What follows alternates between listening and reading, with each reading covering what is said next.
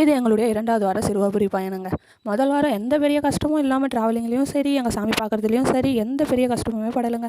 ஆனால் 2வது வாரம் வீட்டிலேருந்து கிளம்பும்போதே சரியான மழைங்க. நானும் என் ஹஸ்பண்டும் ஒர்க் முடிச்சுட்டு வந்து வீட்டிலேருந்து கிளம்பவே 5 ஆகிடுச்சுங்க. அதுக்கப்புறம் வீட்டிலேருந்து கிளம்புனா கிளம்பும்போதே பயங்கரமான மழைங்க.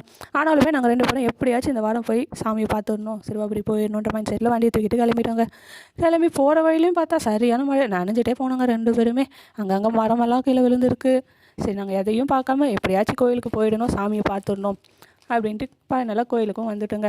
சரி, இவ்வளோ தூரம் வந்துட்டோம், ஈவினிங் டைமில் வேறு வந்திருக்கோம், உள்ளே கூட்டம் எப்படி இருக்குமோ தெரியலையே அப்படின்ட்டு பயங்கரமாக யோசிச்சுட்டே உள்ளே போனோங்க. ஆனால் இப்போ அந்த அளவுக்கு பெரிய கூட்டம்லாம் இல்லைங்க. முதல் வாரம் எப்படி ஈஸியாக சாமி பார்த்தோமோ அதே மாதிரி 2வது வாரமுமே கூட்டம் பெருசாக எதுவுமே இல்லை. நானும் என் ஹஸ்பண்டும் அழகாக விளக்கு வாங்கி விளக்கும் போட்டுட்டோங்க. போயிட்டு சாமியும் ஃப்ரீயாக தாங்க பார்த்தோம். ரொம்ப பெரிய கூட்டம்லாம் இல்லைங்க. சாமி பார்த்துட்டு சரின்ட்டு வெளியே வந்தோங்க. வெளியே வந்தாக்கா சரி, நிறைய பேர் இந்த வாரம் பிரசாதம் கொடுத்தாங்கங்க. ஆனால் என் ஹஸ்பண்டாக போய் மாறி மாறி பிரசாதம் வாங்கிட்டு வந்து மாற்றி மாற்றி 2 பேரும் சாப்பிட்டு அதோட வீட்டுக்கு கிளம்பி வந்துட்டோங்க.